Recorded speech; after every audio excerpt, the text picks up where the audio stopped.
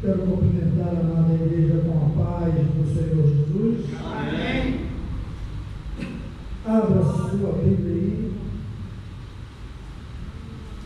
em Ezequiel capítulo 37.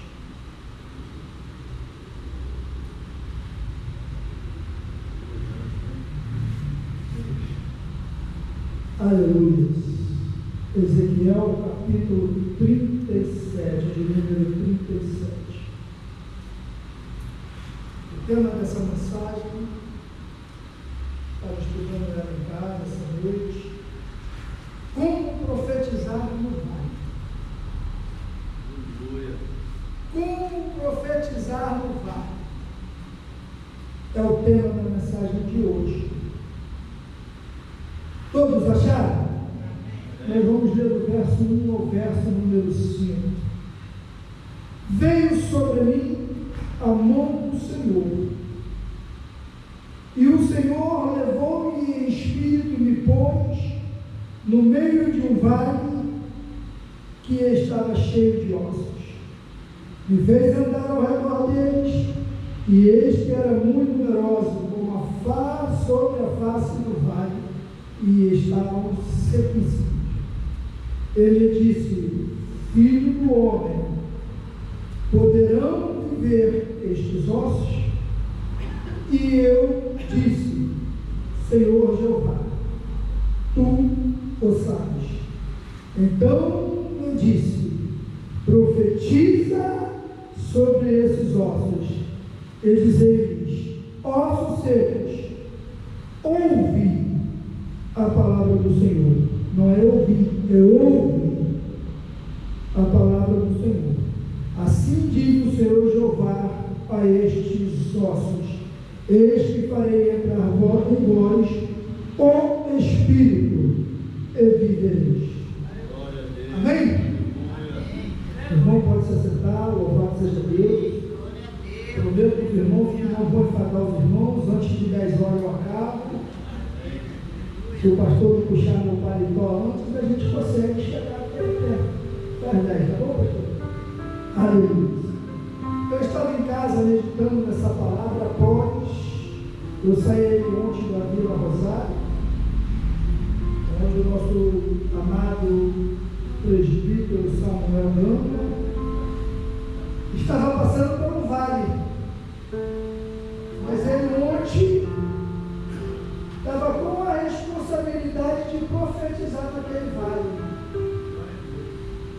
E aí Deus me chamou a atenção, porque eu estava ali contemplando a sua dor, a sua tristeza, mas ao mesmo tempo estava ali profetizando para aquele povo. E esse texto me veio à memória, e eu comecei a pensar, e Deus falou comigo esse tempo: como profetizar no vale? Às vezes você está chorando, às vezes você está passando por situações difíceis, e Deus te leva em lugares para você profetizar no meio daquele vale. E Ezequiel não foi diferente. Ezequiel também estava ali preso, cativo, junto com aquele povo da Babilônia. Mas Deus pega ele, leva ele no meio de um vale de ossos secos e diz para ele: profetiza para esse vale, para esses ossos. Nós estamos diante de uma visão, uma das visões mais ícones que Ezequiel vai ter. E Deus ali revela a sua capacidade de restaurar ao povo de Israel. Deus ali estava levando Ezequiel, mostrando para Ezequiel como estava vivendo o povo ali na Babilônia. Um povo sem esperança, sem expectativa de vida, porque estava sendo escravizado, estava ali debaixo de um jugo de um povo, debaixo de uma tirania, aonde o povo já não tinha mais esperança, até mesmo de voltar para a sua terra. Nós vamos ver que o salmista, no Salmo 137, ele vai dizer: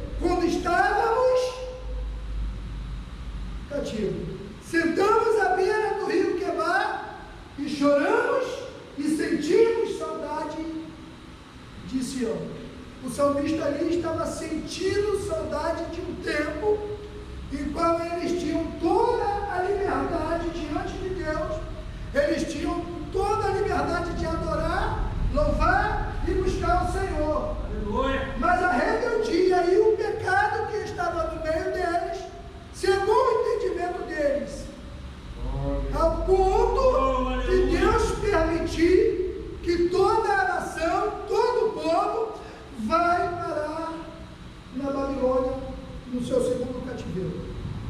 Deus, ele tinha um plano de restaurar não só a nação de Israel, mas toda a tribo do norte, toda a tribo do sul, pegar e tornar um só reino e fazer um reino unificado. Ele queria unificar as tribos e tornar um só povo, tornar um só reino. E nós vamos ver que o povo estava lá.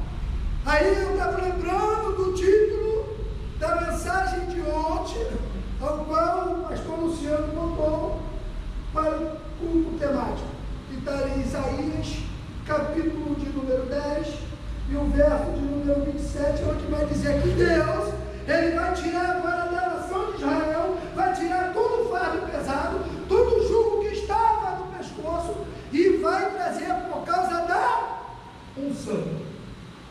E nós vamos ver essa promessa se cumprir não só aqui em Ezequiel 37, mas também em Cristo Jesus, quando veio para nos livrar e nos tirar do jugo que estava a lei. Romanos 10, 4 vai dizer que o fim da lei agora é Cristo. Por quê? Porque o povo estava vivendo debaixo de um jugo, debaixo de um fardo, debaixo da lei. E a lei estava oprimindo o povo. E Deus veio para acabar com aquele sofrimento. Ele veio e padeceu na cruz do Calvário para trazer vida e vida com abundância. Glória a Deus. Aleluia. Aleluia. Tanto espiritualmente, o texto vai nos revelar, como fisicamente, né? Nós podemos dividir isso aqui em duas partes, né? Ezequiel foi levado no meio do vale, e Deus agora vira para Ezequiel e diz assim: Ezequiel, poderão esses ossos reviver? Aleluia. Ezequiel, ele vai dizer: tu o sabes, Senhor. Ele jogou a responsabilidade para Deus, falando assim: tu sabes se pode ou se não pode.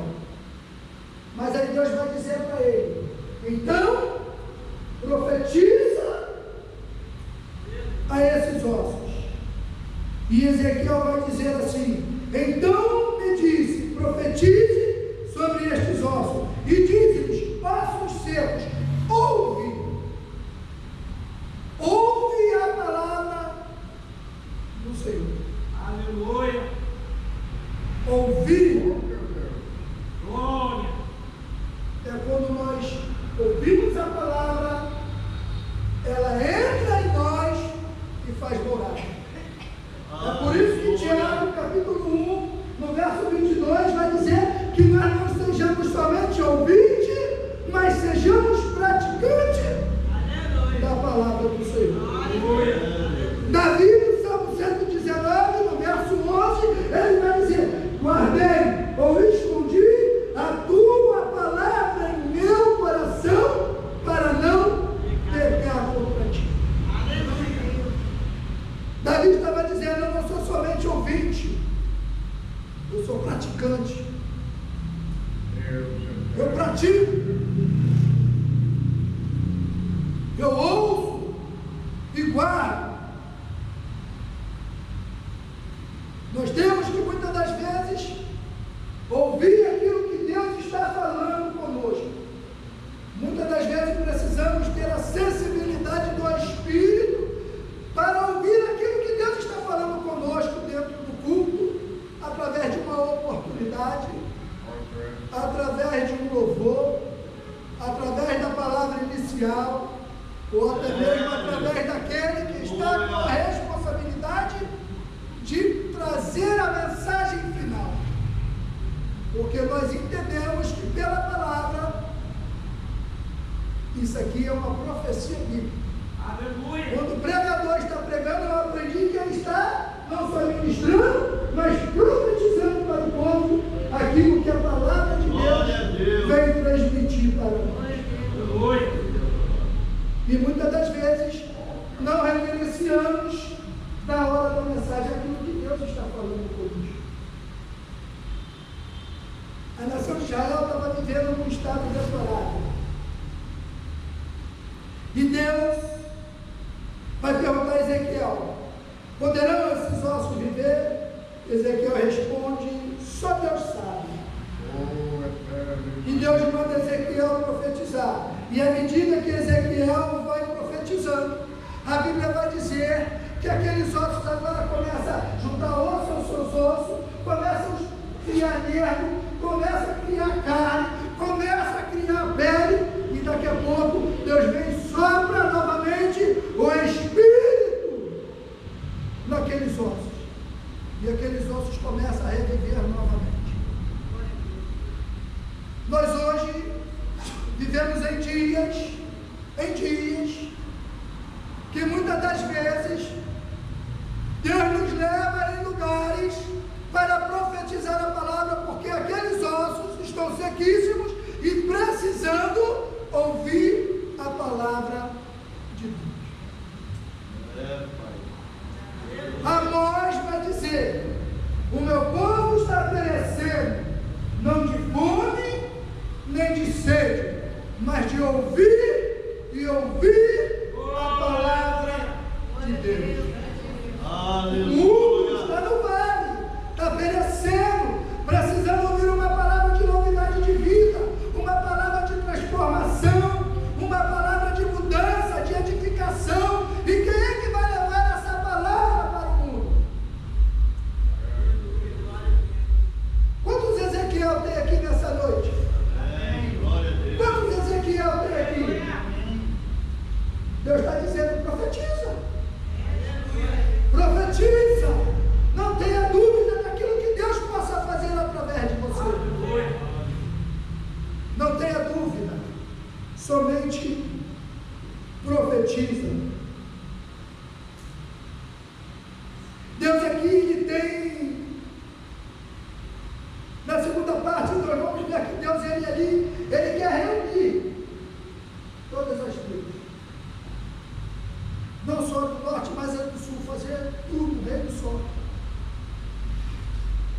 E Deus, ele tem um plano de restauração para o povo, mesmo estando ali em Babilônia.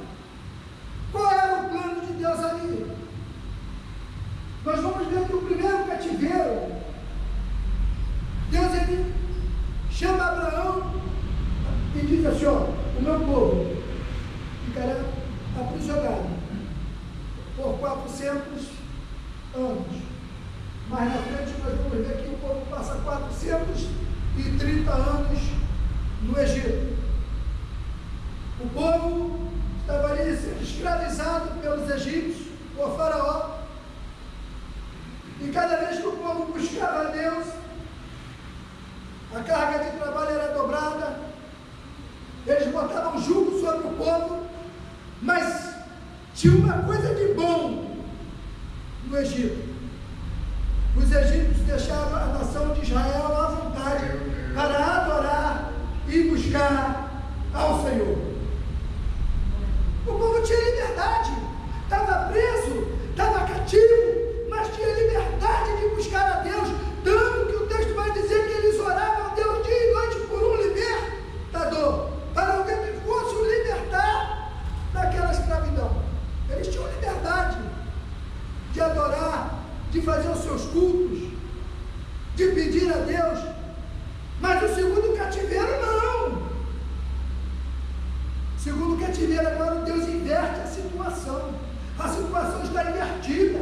Você vai ter fartura, os seus filhos vão ter faculdade, as melhores faculdades do mundo, os seus filhos vão ser príncipes e governadores, mas só tem uma coisa: vocês não podem adorar a Deus.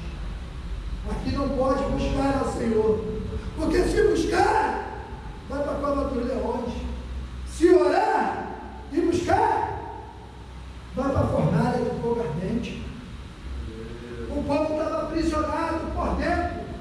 Faraó botava jugo por fora, mas o povo era liberto por dentro.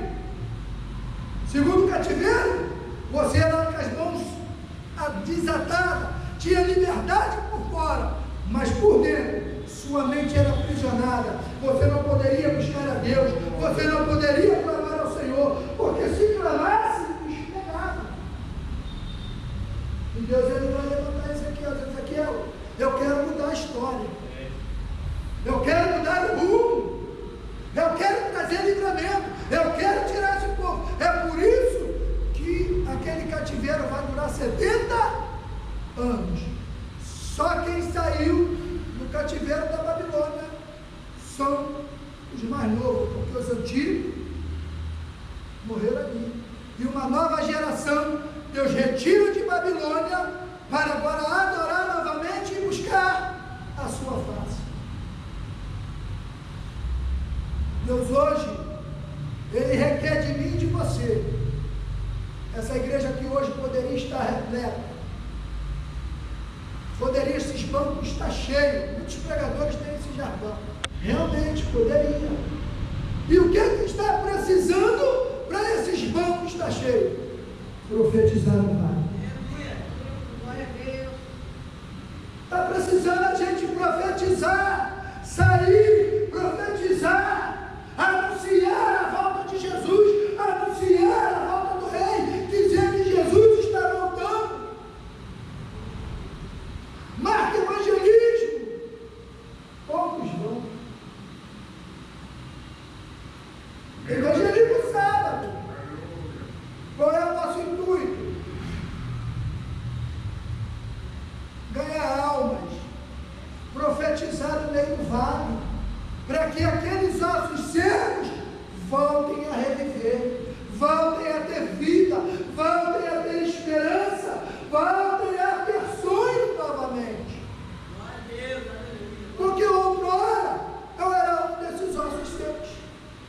Eu era um jovem que andava sem esperança, sem expectativa de vida, os sonhos já tinham sido roubados, andava sujo, drogado, largado pela família, rejeitado pela sociedade, mas alguém profetizou para esse vale de ossos secos. Alguém profetizou para mim. Deus quer mudar a sua história, Deus quer mudar a tua vida, Deus quer te entregar tudo aquilo que você perdeu.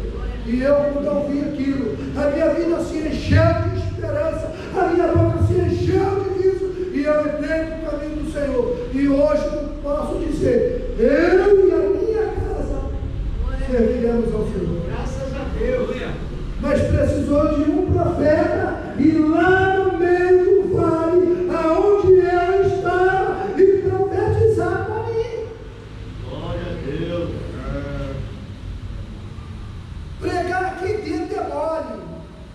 Falar de Jesus aqui é fácil. Eu quero ver você ir lá no tráfico, aonde o cara está com um fuzil, com uma pistola, granada, cabeça cheia de cocaína, e tu falar para ele, larga isso aí porque Deus quer mudar a sua vida. Aleluia. Larga porque Deus quer mudar a sua história. Entrar dentro do candomblé, dentro de uma umbanda, dentro do centro de macumba, dentro do centro espírita e dizer, Jesus tem vida para você. Jesus tem novidade de vida. E lá, ali na beira dos hotéis, onde estão os homens sexuais se prostituindo, vendendo seus corpos, parar ali e falar assim, ó, Jesus quer mudar a tua história. Jesus tem novidade de vida para você. É isso que Jesus quer, que venhamos profetizar no vale. Ah, Senhor, minha prova, Deus sabe que tu está na prova, tu não precisa falar para Ele, que quem te colocou aí foi Ele.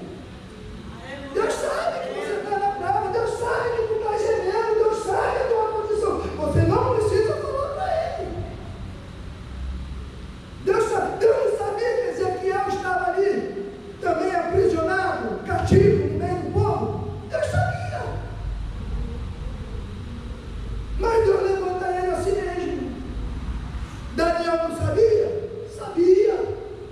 Aí Deus levantou Daniel. Sadraque, Mesaque e Abednego não sabiam que estava ali, sabia. E Deus levantou. Todos os profetas contemporâneos da época de cativeiro, todos eles sabiam da situação que estava vivendo, mas tiveram que profetizar, tiveram que pregar a novidade de vida, a palavra de transformação. Evangelho é isso, é novidade de vida, é pregar e proclamar a volta do Rei, a volta daquele que tem todo o poder, que através dele tudo que foi feito foi por ele e para ele, e sem ele nada disso que foi feito se fez.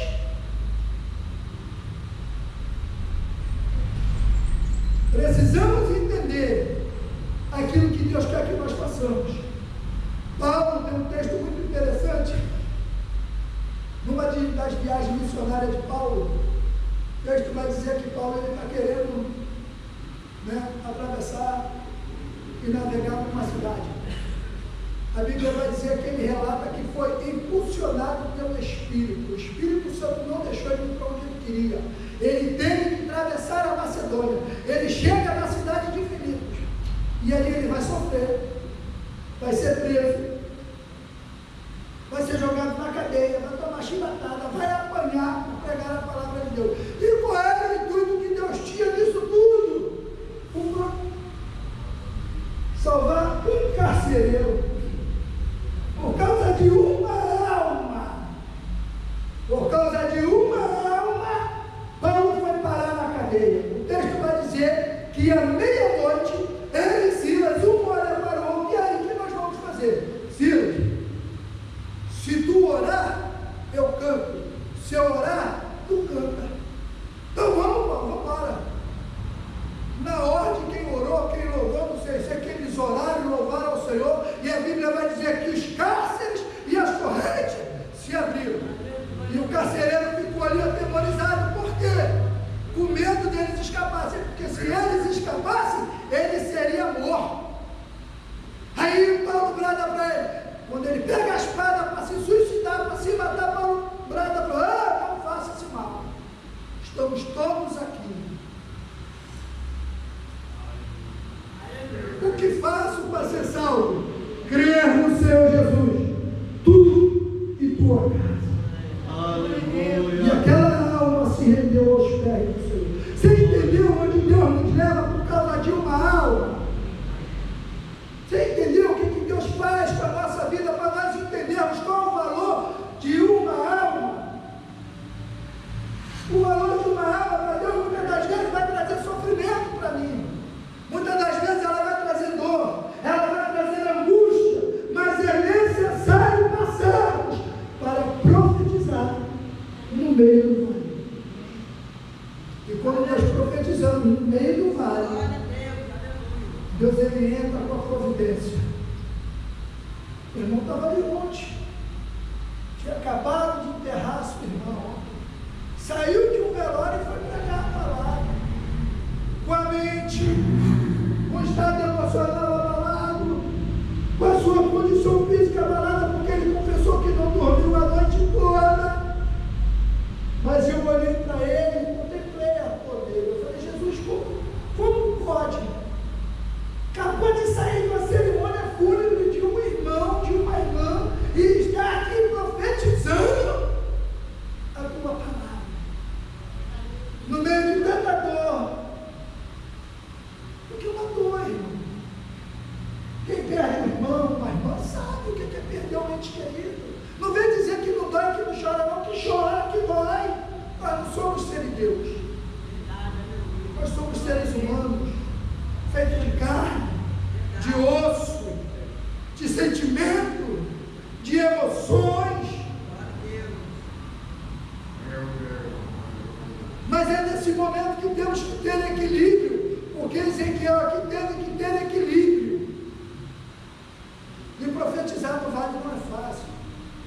Muitas das vezes vale é lugar de provação, é lugar de privação, aonde você está privado de tudo, aonde você não pode nada. E muitas das vezes é ali na sua privação que Deus quer que tu abra a boca e anuncie a palavra de Deus. Glória a Deus. Aleluia. E a Bíblia vai dizer que na medida que Ezequiel começa a profetizar, ele não diz que Ezequiel profetizou, ele diz que quando Ezequiel começa a profetizar, o Espírito vem, entra no meio daqueles ossos, e aqueles ossos começaram a reviver. Aleluia. Começaram a reviver, começaram a ter vida novamente. Eu gosto muito, quando eu estou evangelizando, quando eu estou pregando a palavra, os irmãos que não sabem, eu não conto, porque isso aí a glória não é para mim, a glória é para Deus. A gente não pode ganhar a glória, porque se a gente ganhar a glória, Deus não age. Mas todo sábado eu estou no evangelismo, eu estou aqui, eu estou na praia, eu estou em outro lugar. Todo sábado eu estou evangelizando, todo sábado tem culto de arribo.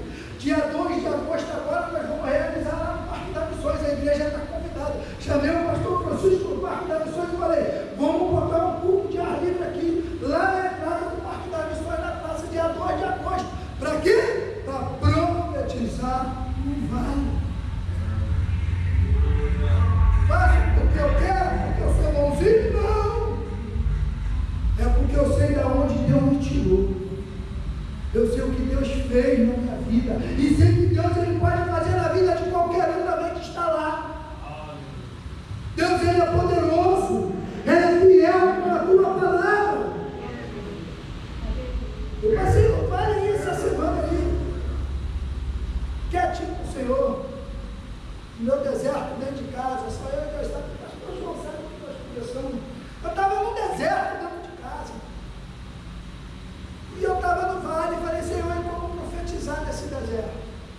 Como profetizar nesse vale? Porque às vezes, irmãos,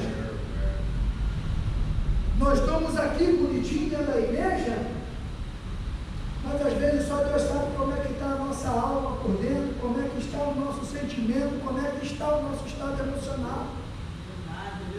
Porque quando você é casado, você não mora sozinho, você vive com outro ser, que muitas das vezes é pensamento diferente, é opiniões diferentes, muitas das vezes isso traz, né, conflitos, e precisamos aprender a lidar com esses conflitos. E como lidar com esses conflitos? Sem sabedoria, pedindo ao Senhor.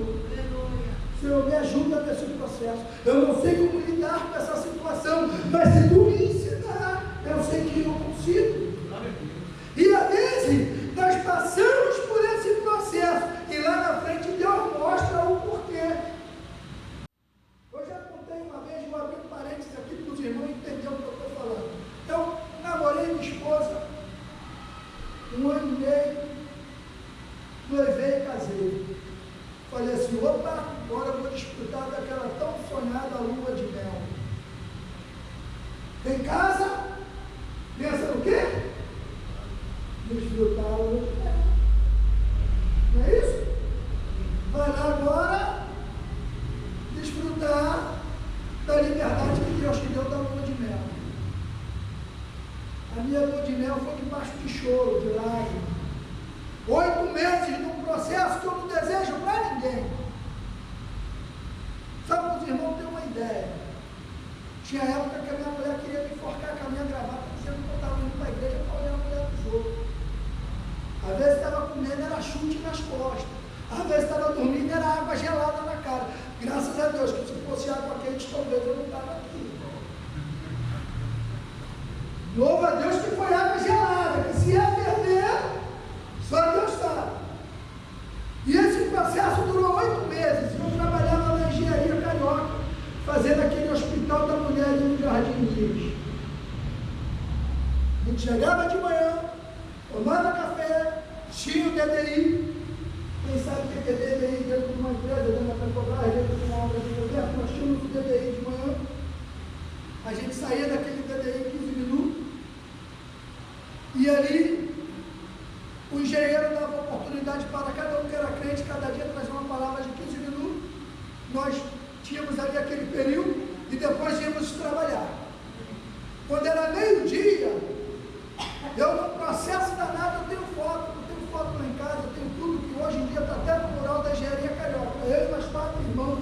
A gente de boca no pau orando na hora do almoço. Deixava de almoçar para ir orar. E um belo dia, eu já com 8 meses naquele processo do meu casamento, naquela luta, naquela adversidade, naquela turbulência ali, já pensando em me separar, já não estava mais aguentando a prova, já estava pensando em desistir. Vem 2 casais, espera acabar a oração. Quando eu vou sair, irmão, pode conversar com você? Eu falei, pode. E o irmão começou a conversar comigo, e eles começaram a contar tudo aquilo que eles estavam vivendo dentro do seu matrimônio. E engraçado que conforme eles iam falando, era a mesma coisa que eu estava passando dentro do meu matrimônio. Eu falei, e agora, Jesus, o que eu vou falar? Jesus falou, profetiza. Hoje, um é pastor na ilha do governador e o outro é pastor lá na cidade de Deus. Mas precisou eu profetizar no meio do vale. Quando eu preguei o Evangelho e ali orientei eles restabeleceram seu casamento, e ali a minha guerra cessou dentro do meu matrimônio, e hoje eu estou fazendo quase 20 anos de casado. Você entendeu? Por que Deus muitas das vezes te leva a passar por certas coisas, para que você tenha experiência, maturidade, para poder profetizar para alguém que está precisando ouvir de você uma palavra de mudança, uma palavra de vida, uma palavra de transformação. Precisamos aprender com Deus no meio da nossa caminhada cristã. E às vezes o aprendizado vem de um jeito mais difícil. Para aqueles profetas, foi no meio do vale, foi no meio do cativeiro. Eu não sei qual é o teu vale, não sei qual é o teu cativeiro, mas uma coisa eu sei: profetize. Porque quando você profetizar, Deus vai trazer vida. Quando você profetizar, Deus traz libertação. Quando você profetizar, Deus traz cura. Quando você profetizar, Deus traz salvação. Precisamos profetizar. E eu agradeço a